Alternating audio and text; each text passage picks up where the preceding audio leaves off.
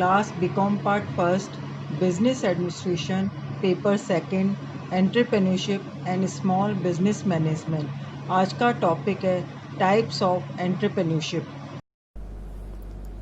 आज मैं आप लोगों को उद्यमिता के प्रकार या वर्गीकरण के बारे में बताऊंगी, यानी types and classification of entrepreneurship. जैसा कि हम जानते हैं कि उद्यमिता अनेक प्रकार की होती है, इसके डिफरेंट फॉर्म्स होते हैं। इसके विभिन्न प्रारूपों और रूपों का अध्ययन करने हेतु इसको एक चित्र के द्वारा दर्शाया जा सकता है। अब स्क्रीन पे एक चित्र आ रहा है। इस चित्र को अगर ध्यान से देखें तो उद्यमिता का जो वर्गीकरण है वो विभिन्न आधारों पर किया गया है। पहला है व्यावसायिक क्रिया के आधार पर, स्वामित्व के आधार पर, नेक्स्ट है प्रकृति के आधार पर, नेक्स्ट है सोच या दृष्टिकोण के आधार पर, नेक्स्ट है आकार के आधार पर, नेक्स्ट है भौगोलिक संकेंद्रण के आधार पर, उद्यमिता के स्थान के आधार पर, एंड लास्ट है उद्यम कर्मियों की संख्या के आधार पर। अब फर्स्ट है व्यावसायिक क्रिया के आधार पर। व्यावसायिक क्रिया के आधार पर उद्यमिता कई प्रकार की होती है, जैसे औद्योगिक उद्यमिता, व्यापारिक उद्यमिता, सेवा उद्यमिता, कृषि उद्यमिता, मिश्रित उद्यमिता। नेक्स्ट है स्वामित्व के आधार पर। स्वामित्व के आधार पर जैसे चित्र में क्लियर दिख रहा होगा आप लोगों को, निजी उद्यमिता, सार्वजनिक या राजकीय उद्यमिता, संयुक्त क्षेत्र की उद्यमिता, सहकारी उद्यमिता। नेक्स्ट है प्रकृति के आधार पर। प्रकृति के आधार पर उद्यमिता दो प्रकार की होती है, नैतिक उद्यमिता और दूसरा है नवीन उद्यमिता। नेक्स्ट है सोच या दृष्टिकोण के आधार पर। सोच या दृष्टिकोण के आधार पर भी उद्यमिता दो प्रकार की होती है। पहला है परंपरागत उद्यमिता और दूसरी है आधुनिक उद्यमिता। नेक्स्ट है आकार के आधार पर, यानी उद्यमिता साइज के आधार पर भी हो सकती है। इसमें दो प्रकार है, लघु स्तरीय उद्यमिता और दूसरा बृहत स्तरीय उद्यमिता। नेक्स्ट है भौगोलिक संकेंद्रण के आधार पर। इसमें पहला है केंद्रीयकृत उद्यमिता और नेक्स्ट है विकेंद्रीकृत उद्यमिता। नेक्स्ट वर्गीकरण का आधार है उद्यमिता के स्थान के आधार पर। इसमें भी दो प्रकार है, पहला है ग्रामीण उद्यमिता और दूसरा है शहरी उद्यमिता। एंड लास्ट वर्गीकरण का आधार है जिसे उद्यम कर्मियों की संख्या के आधार पर। संख्या के आधार पर उद्यमिता के कई प्रकार हो सकते हैं, जैसे एकाकी या व्यक्तिक उद्यमिता, नेक्स्ट है समूह उद्यमिता, फिर नेक्स्ट है संस्थागत उद्यमिता। ये चित्र में उद्यमिता के विभिन्न प्रकार देखे हैं। ये जो क्लासिफिकेशन ऑफ एंटरप्रेन्योरशिप है ये क्लियर हो गया होगा। अब ये जो डिफरेंट पॉइंट्स है, इन डिफरेंट पॉइंट्स को अपन वन बाय वन डिस्कस करेंगे। फर्स्ट पॉइंट है व्यावसायिक क्रिया के आधार पर वर्गीकरण। व्यावसायिक क्रिया के आधार पर उद्यमिता के विभिन्न प्रकार होते हैं। उनमें फर्स्ट है औद्योगिक उद्यमिता। औद्योगिक उद्यमिता यानी जिस उद्यमिता से उत्पादन या निर्माण कार्यों का विकास होता है उसे औद्योगिक उद्यमिता कहते हैं। इस उद्यमिता को अपनाने से नए नए प्रोडक्ट्स का डेवलपमेंट होता है, जो कच्चे माल के नए विकल्पों की खोज होती है, ऊर्जा के नवीन साधनों को अपनाने का प्रयास किया जाता है और जो प्रोडक्ट है उसको अधिक उपयोगी बनाने का प्रयास किया जाता है। ऐसी उद्यमिता के फलस्वरूप रोजगार के नए नए अवसर उत्पन्न होते हैं और ऐसी उद्यमिता को अपनाने से उद्यमी को ग्राहकों और जो फ्यूचर कस्टमर्स हैं उनकी आवश्यकताओं को समझना होता है। ऐसी उद्यमिता के परिणाम स्वरूप कुटीर उद्योग, लघु उद्योगों, लघुतर उद्योगों और सहायक उद्योगों और बड़े बड़े उद्योगों का विकास होता है। तो औद्योगिक उद्यमिता क्लियर हो गई होगी। नेक्स्ट है व्यापारिक उद्यमिता यानी ट्रेडिंग एंटरप्रेन्योरशिप। जिस उद्यमिता से व्यापारिक कार्यों अर्थात उत्पादों या सेवाओं के लेन देन का विकास और विस्तार होता है उसे व्यापारिक उद्यमिता कहते हैं। ऐसी उद्यमकर्ता सबसे पहले मार्केट रिसर्च करता है और जो फ्यूचर के मार्केट्स है उनकी खोज करता है उन बाज़ारों में अपने डिफरेंट प्रोडक्ट्स एंड सेवाओं की डिमांड का पता लगाता है और उस बाजार क्षेत्र में जो डिफरेंट कस्टमर्स हैं उनमें अपने प्रोडक्ट्स एंड सर्विसेज की डिमांड में वृद्धि लाने का प्रयास करता है। नेक्स्ट है सेवा उद्यमिता यानी सर्विस एंटरप्रेन्योरशिप। जिस उद्यमिता से सेवा क्रियाओं का विकास और विस्तार होता है उसे सर्विस एंटरप्रेन्योरशिप कहते हैं। इस उद्यमिता के द्वारा सेवाओं के प्रत्यक्ष प्रोडक्शन एंड डिस्ट्रीब्यूशन के कार्यों का डेवलपमेंट होता है। बैंक, बीमा, परिवहन, कुरियर सर्विसेज, संचार, स्वास्थ्य, मनोरंजन आदि के क्षेत्र में ऐसी उद्यमिता का तीव्र गति से विकास हो रहा है। परिणाम स्वरूप आज कई बैंक, कई इंश्योरेंस कंपनीज, कई कुरियर संस्थाएं, वायु परिवहन संस्थाएं आदि, हेल्थ क्लब जैसी अनेक संस्थाओं का विकास हो गया है। नेक्स्ट है कृषि उद्यमिता। इस उद्यमिता से देश में कृषि उद्योग या कृषि उद्योगों पर आधारित उद्योगों का विकास होता है। ऐसी उद्यमिता से कृषि कार्य को व्यावसायिक आधार पर संचालित करने का अवसर मिलता है। फलतः कृषि उत्पाद न्यूनतम लागत पर ही संभव नहीं होता है, बल्कि नए नए कृषि उत्पादों के उत्पादन को भी संभव बनाया जाता है। कृषि उद्यमिता विभिन्न क्षेत्रों में देखने को मिलती है। विभिन्न क्षेत्र जैसे बागान कृषि हो सकती है, फल उद्यान कृषि हो सकती है, डेयरी या पशुपालन कृषि हो सकती है, पुष्प कृषि हो सकती है, मछली पालन आदि हो सकता है। और इसी का लास्ट पॉइंट है मिश्रित या व्यावसायिक उद्यमिता। जिस उद्यमिता का क्षेत्र उत्पादों के उत्पादन से विपणन तक के कार्यों तक विस्तृत होता है उसे मिश्रित या व्यावसायिक उद्यमिता कहते हैं। ऐसी उद्यमिता के अंतर्गत उद्यमकर्ता किसी भी प्रोडक्ट की कल्पना करता है, उसके उत्पादन की व्यवस्था करता है और साथ ही उसके प्रभावकारी मार्केटिंग की व्यवस्था भी वह स्वयं ही करता है। ऐसी उद्यमिता में प्राय भारी इन्वेस्टमेंट किया जाता है तथा इसमें रिस्क भी अपेक्षाकृत अधिक होती है। ऐसी उद्यमिता प्राइवेट सेक्टर या पब्लिक सेक्टर या कोऑपरेटिव सेक्टर में देखने को मिल सकती है। तो ये फर्स्ट पॉइंट अपना कंप्लीट हो गया है। नेक्स्ट है स्वामित्व के आधार पर वर्गीकरण, classification on the basis of ownership. स्वामित्व के आधार पर उद्यमिता को कई भागों में विभक्त किया जा सकता है।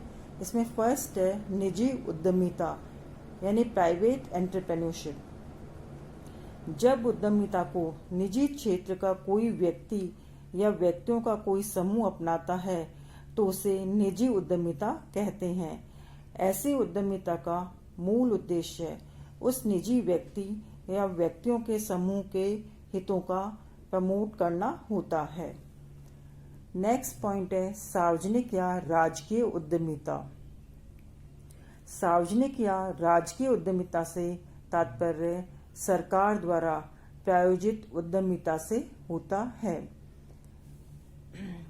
जब कई बार कोई विद्यमान राजकीय उपक्रम नया प्रोडक्ट या नया व्यवसाय प्रारंभ कर उद्यमिता को अपना लेता है तो उसे सार्वजनिक क्षेत्र की निगमीय उद्यमिता या सार्वजनिक क्षेत्र की एंटरप्रेन्योरशिप भी कहा जा सकता है। नेक्स्ट है संयुक्त क्षेत्र की उद्यमिता यानी जॉइंट सेक्टर एंटरप्रेन्योरशिप। जब सरकारी या सार्वजनिक क्षेत्र तथा निजी क्षेत्र के उद्यमी मिलकर उद्यमिता को अपनाते हैं तो उसे संयुक्त क्षेत्र की उद्यमिता कहते हैं। ऐसी उद्यमिता में निजी क्षेत्र के देशी या विदेशी या दोनों ही सार्वजनिक क्षेत्र के साथ साझेदारी करते हैं और किसी नई सृजनात्मक कार्य को हाथ में लेते हैं।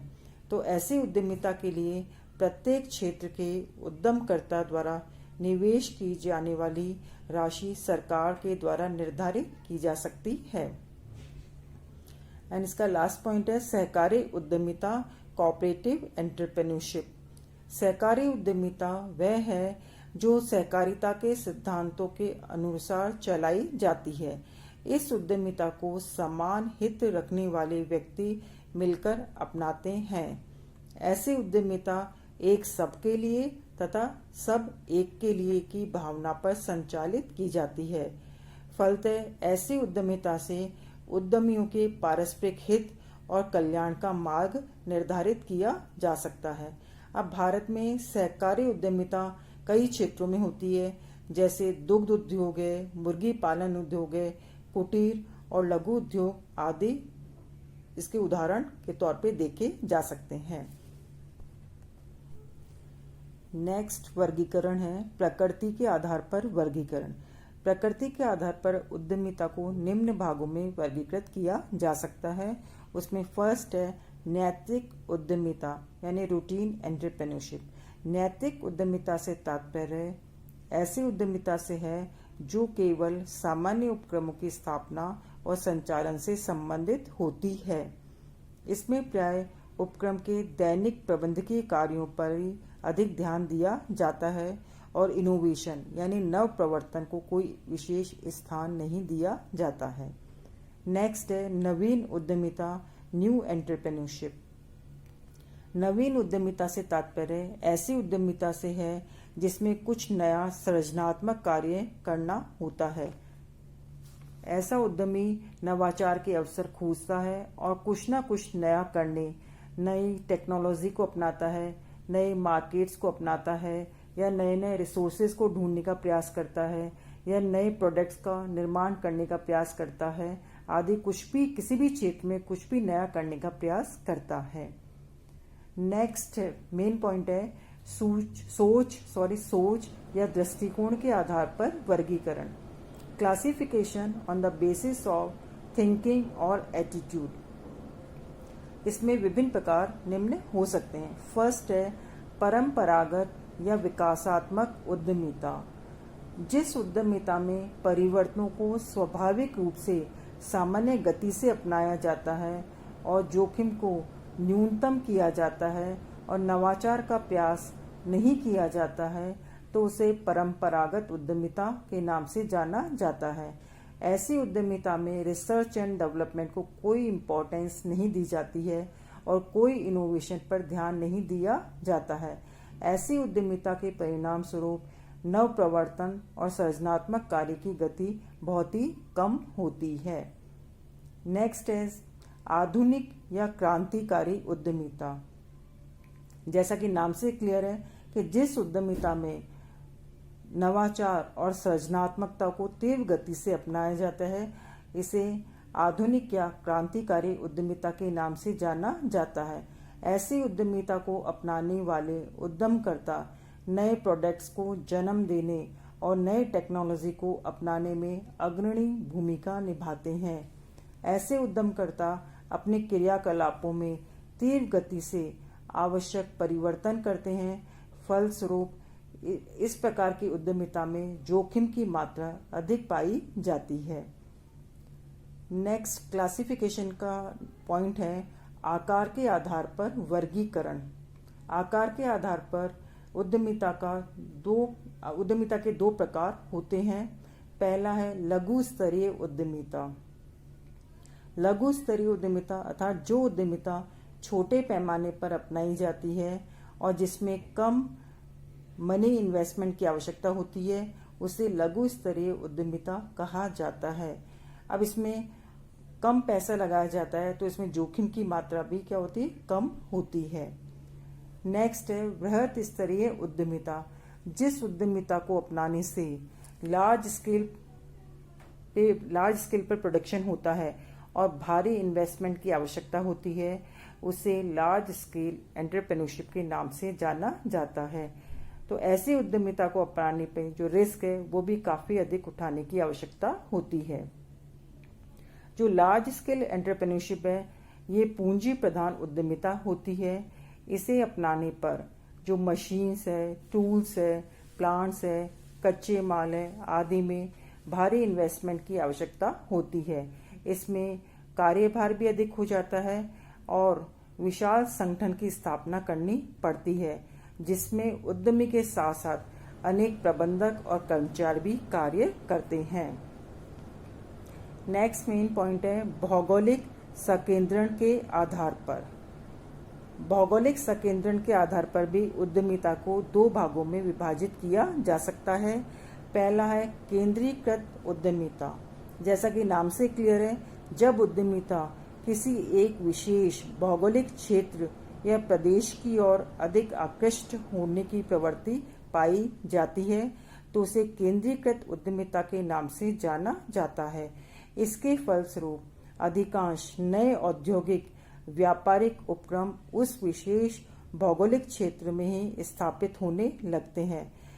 इसके परिणाम स्वरूप उस भौगोलिक क्षेत्र का तो अधिक विकास हो जाता है, किंतु इससे देश में असंतुलित विकास की संभावनाएं बढ़ जाती है। अब जो केंद्रीकृत उद्यमिता के विकास के पीछे कई कारण हो सकते हैं, जैसे वहाँ पे उपलब्ध सुविधाएं, वहाँ आधारभूत ढांचा या अन्य फैसिलिटीज आदि हो सकती है। नेक्स्ट है विकेंद्रीकृत उद्यमिता। जब उद्यमिता देश या प्रदेश के सभी भौगोलिक क्षेत्रों की ओर आकर्षित होने की प्रवृत्ति पाई जाती है तो उसे विकेंद्रीकृत उद्यमिता के नाम से जाना जाता है। ऐसी प्रवृत्ति तभी पाई जाती है जब आधारभूत ढांचागत और अन्य सुविधाएं सभी प्रदेशों में लगभग समान स्तर पर होती है। उद्यमिता की ऐसी प्रवृत्ति के कारण देश का संतुलित आर्थिक विकास होता है और देश के सभी भागों में रोजगार के समान अवसर उपलब्ध होते हैं और पूंजी के केंद्रीकरण की संभावना भी नहीं रहती है। नेक्स्ट पॉइंट है उद्यमिता के स्थान के आधार पर वर्गीकरण। इसमें फर्स्ट पॉइंट है ग्रामीण उद्यमिता। जब उद्यमिता ग्रामीण क्षेत्र में अपनाई जाती है तो उसे ग्रामीण उद्यमिता कहा जाता है। ग्रामीण उद्यमिता अपनाने वाले व्यक्ति गांव में ही जन्म ले यह आवश्यक नहीं है, बल्कि आवश्यकता इस बात की है कि ऐसी उद्यमिता के कारण गांवों में उपक्रमों की स्थापना होती है। नेक्स्ट है शहरी उद्यमिता। जब उद्यमिता शहरी क्षेत्रों में अपनाई जाती है तो उसे शहरी उद्यमिता कहते हैं। शहरी क्षेत्रों में उद्यमिता प्राय पूंजी प्रधान होती है। वर्तमान में स्वचालित और कंप्यूटर नियंत्रित उत्पादन प्रणालियों को अपनाया जाता है। नेक्स्ट मेन पॉइंट है उद्यम कर्मियों की संख्या के आधार पर वर्गीकरण। इसमें फर्स्ट पॉइंट है एकाकी या व्यक्तिक उद्यमिता। जब कोई अकेला व्यक्ति उद्यमिता को अपनाता है तो उसे एकाकी या व्यक्तिक उद्यमिता कहा जाता है। ऐसी उद्यमिता कोई भी अकेला व्यक्ति अपना सकता है। वही उपक्रम का निर्माण और संचालन की जिम्मेदारी उठाता है और सफलता और असफलता के जोखिम का भार भी वही अकेला व्यक्ति उठाता है। किंतु ऐसी उद्यमिता के परिणाम स्वरूप सामान्यतः छोटे और मध्यम आकार के जो उपक्रम है उनका डेवलपमेंट होता है। नेक्स्ट है समूह उद्यमिता। जैसा कि नाम से क्लियर है, जब दो या अधिक व्यक्तियों का समूह मिलकर उद्यमिता को अपनाता है तो उसे समूह उद्यमिता कहते हैं। ऐसी उद्यमिता के परिणाम स्वरूप सामान्यतः मध्यम स्तरीय या जो वृहत स्तरीय उपक्रमों की स्थापना की प्रवृत्ति देखी जा सकती है। एंड लास्ट पॉइंट है संस्थागत या निगमीय उद्यमिता या इंट्राप्रेन्योरशिप। जो उद्यमिता किसी विद्यमान संस्था में जन्म लेती है और विकसित होती है उसे ही निगमी उद्यमिता या इंट्राप्रेन्योरशिप कहते हैं।